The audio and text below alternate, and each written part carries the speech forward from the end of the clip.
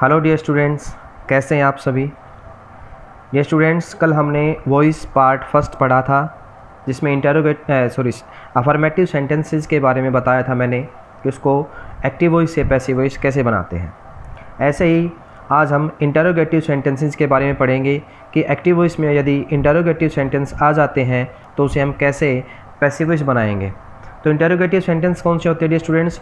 ऐसे सेंटेंस जो स्टार्टिंग में या तो हेल्पिंग वर्ब आए, मॉडल आए या फिर WS फैमिली आए। WS फैमिली को क्वेश्चन वर्ड भी कहा जाता है। आज हम पढ़ेंगे ऐसे सेंटेंस जिसके सामने हेल्पिंग वर्ब या मॉडल आए। तो मैं फर्स्ट सेंटेंस लेके चल रहा हूँ। आपके सामने है डू यू प्ले फुटबॉल। मैंने बताया था कि किसी भी सेंटेंस को सोल्व करने के लिए हमें वॉइस बनाने के लिए हमारे पास 3 चीज़ों की आवश्यकता होती है, सब्जेक्ट, वर्ब, ऑब्जेक्ट। परंतु आज हम इंटरोगेटिव सेंटेंस पढ़े जिसमें हेल्पिंग वर्ब या मॉडल आएगी। तो हम स्टार्टिंग में हमारे पास डू हेल्पिंग वर्ब है, सब्जेक्ट है, वर्ब है एंड ऑब्जेक्ट है। अब इसको हम सोल्व करते हैं। देखिए, हेल्पिंग वर्ब हमारे सामने आ गई, सब्जेक्ट हमारे सामने है, वर्ब हमारे सामने है, ऑब्जेक्ट हमारे सामने है। हमने पहले क्या किया था कि ऑब्जेक्ट को हमने सब्जेक्ट बनाया था, वर्ब चेंज की थी, सब्जेक्ट लगाया था, उसको ऑब्जेक्ट में चेंज किया था और उससे पहले बाय यूज़ किया था। परंतु आज हम हमारे सामने पहले क्या आ गया? Do. It means helping verb. क्यों? क्योंकि हमारे पास इंटरोगेटिव सेंटेंस है।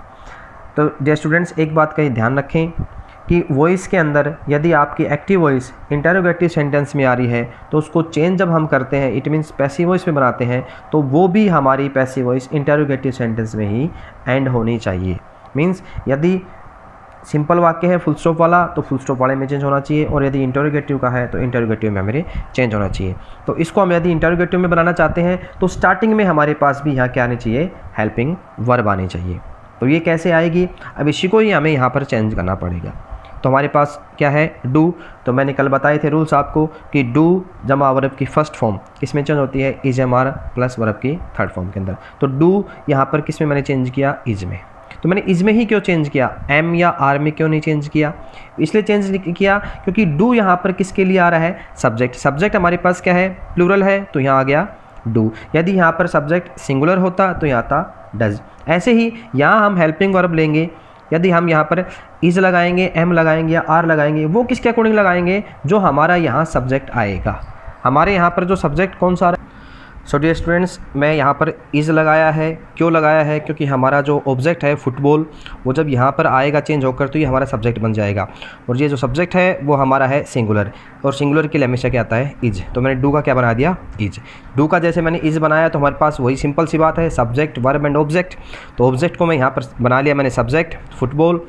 फुटबॉल करने के बाद में वर्ब की फर्स्ट फॉर्म है वो हो गई थर्ड फॉर्म के अंदर प्लेड, और हमारा बचा लास्ट में सब्जेक्ट को हमने बाई के साथ लगा करके जो लगा दिया। और इंटरोगेटिव सेंटेंस के अंदर है तो हमने इंटरोगेटिव में सेंटेंस लगा दिया, हमें इंटरोगेटिव साइन हमने लगा दिया है। डियर स्टूडेंट्स, ध्यान रखें, इंटरोगेटिव सेंटेंस यहाँ पर लगा रखा है, इंटरोगेटिव मार्क यहाँ लगा रखा है, तो यहाँ पर भी हमें इंटरोगेटिव मार्क लगाना आवश्यक है, ज़रूरी है। ऐसे अगला लेके चल रहा हूँ, are you cooking the food. Change करेंगे, are helping verb, subject, verb and object. हमने चेंज किया आर को इज में। सिंपल सी बात है, बताया था इज एम आर जमा वर्ब की फर्स्ट फॉर्म के साथ ING किस में चेंज होता है? Is am are plus verb की बीइंग प्लस वर्ब की थर्ड फॉर्म, और इसमें चेंज हो जाएगा। तो आर मैंने लगा दिया इज में। वही बात है, मैंने आर का इज क्यों बनाया? क्योंकि हमारे पास ऑब्जेक्ट द फूड है, चेंज होकर द फूड सब्जेक्ट में आएगा। ये क्या है? सिंगुलर है। सिंगुलर के साथ मैंने इज लगा दिया, इज द फूड।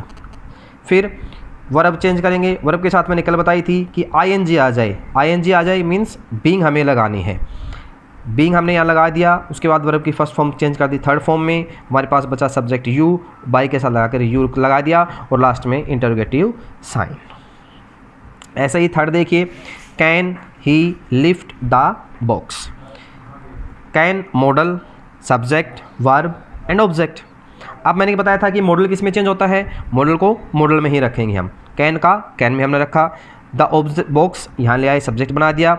परंतु लिफ्ट यहाँ थर्ड फॉर्म लगा दिया। कई बच्चे सीधा ऐसे कर देते हैं, फॉर्म दे रखी है यहाँ पे वर्ब की, इसको चेंज कर देते थर्ड में। परंतु एक मैंने कल नियम बताया था, रूल बताया था कि मॉडल प्लस वर्ब की फर्स्ट फॉर्म किस में जो होती है, modal plus be plus verb की थर्ड फॉर्म के अंदर।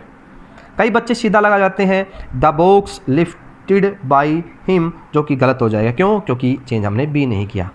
तो हम क्या करेंगे, मॉडल का मॉडल में चेंज किया, द बॉक्स लगाया सब्जेक्ट, उसके बाद हम बी और उसके बाद वर्ब की थर्ड फॉर्म और फिर उसके बाद बाई ही को हमने चेंज कर दिया हिम के अंदर।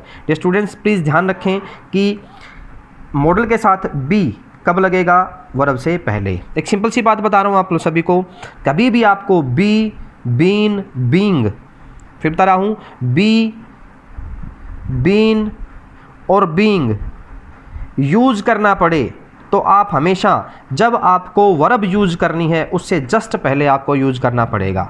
कभी भी आपको इन तीनों में से कोई लगाना पड़े तो आप कब लगाएंगे, वर्ब के जस्ट पहले, जैसे यहाँ लगा रखा है, या वर्ब है वर्ब के जस्ट पहले, ये क्या आ गया, बी। अगला सेंटेंस लेके चलते हैं हम। Did you note by A car yesterday. Did helping verb, you subject, note इसमें आ रखा है, by verb, A car object और यस्टरडे कुछ नहीं है, क्योंकि हमें हमारी चीज़ मेन चीज़ मैंने निकलता था, सब्जेक्ट चाहिए हमें, वर्ब चाहिए और जस्ट इसके बाद ऑब्जेक्ट होता है। यस्टरडे केवल एक दिखाने के लिए आया है और हम इसको कुछ नहीं मानेंगे। चेंज करें, डिड जमा वर्ब की फर्स्ट फॉर्म किस में change, was verb plus verb की थर्ड फॉर्म में। डिड के लिए हमने लगा दिया वॉज। वॉज क्यों लगाया, क्योंकि एक आर ऑब्जेक्ट सिंगुलर है, ये सब्जेक्ट में वॉक क्या आएगा, तो ये भी क्या है, सिंगुलर है, तो इसलिए लगा दिया वॉज। वॉज ए कार, मैंने बताया था डिड के साथ यदि नोट आ जाता है तो नोट हम उसकी जगह लगा देंगे, was a car note, verb की first form change into verb की थर्ड फॉर्म बोट। अब मैंने यस्टरडे यहाँ क्यों लगाया, कल मैंने बताया था कि देखो मैंने ये चेंज कर लिया, ये चेंज कर लिया, ये चेंज कर लिया, ये चेंज कर लिया, अब क्या बचा हमारे पास, दो चीज़ बची, यस्टरडे एंड सब्जेक्ट। सब्जेक्ट हम कब यूज़ करेंगे, जब हमें हमारी पैसिव वॉइस एंड करनी हो। तो यहाँ पैसिव वॉइस एंड नहीं हो रही क्योंकि हमारे पास एक सेंटेंस बचा हुआ है, यस्टरडे, यस्टरडे हमने यहाँ लगा दिया और लास्ट में बाई यू हमने एंड कर दिया और इंटरगेटिव मार्क लगा दिया। ऐसे ही नेक्स्ट अगला है, have they played a match. Have helping verb, they subject, played verb and A match object. Change करें, हैज़ हैव को हैज़ हैव में चेंज करते हैं। हमने हैज़ क्यों लगाया, ए मैच क्या है, सिंगुलर है, इसलिए हमने लगा दिया हैज़ ए मैच। फिर वही बात आ गई कि हैज़ हैव किस में चेंज होते हैं, हैज़ हैव बीन जमा वर्ब की थर्ड फॉर्म। और मैंने क्या बताया था कि बीन हमें कब लगानी पड़ेगी, जब हमें वर्ब को चेंज करना होता है, यानी वर्ब से पहले। तो हम वर्ब क्या लगाएंगे, अब यहाँ वर्ब लगाएंगे, तो वर्ब से पहले हम क्या लगा दिया हमने, been. Has a match been played by them. तो डियर स्टूडेंट्स, ये 5 वाक्य थे जो मैंने आपको समझा कर बताया है। आशा करता हूँ कि आप सभी को समझ में आया होगा। फिर एट लास्ट मैं एक चीज़ बताना चाहता हूँ कि बेटा बी, बीन और बीइंग ये हमेशा आप कब यूज़ करेंगे, ये तीनों चीज़ आप जब कभी आपको वर्ब यूज़ करनी पड़ती है, जब कभी आप वर्ब यूज़ करेंगे तो उससे पहले आप ये 3 चीज़ें लगाएंगे। ठीक है बेटे डियर स्टूडेंट्स, अब मैं आपको घर के लिए कुछ होमवर्क दे रहा हूँ, वो आप नोट कर लीजिएगा। स्टूडेंट्स, ये कुछ प्रैक्टिस के लिए सेंटेंसेस हैं, ये 10 सेंटेंसेस हैं, प्लीज़ आप इसको नोट कर लीजिएगा और इसको आप ज़रूर आप घर पे प्रैक्टिस करें। ये 10 स्टेटमेंट्स हैं, 10 सेंटेंसेस हैं, इनको आप सॉल्व करें। कुछ समझ में नहीं आता हो तो ग्रुप पे आप अपना मैसेज छोड़ दें या आप मेरे पास मैसेज छोड़ दें, मैं आपको वो प्रॉब्लम सॉल्व कर दूंगा। बट ट्राई ये करें कि ग्रुप में ही आप अपना कोई प्रॉब्लम है, कोई क्वेरी है, वो आप छोड़ें ताकि मैं वो क्वेरी ग्रुप पे ही भेज सकूं और ताकि सभी बच्चे उसको अच्छे तरीके से सीख सकें। Thank you, thanks a lot.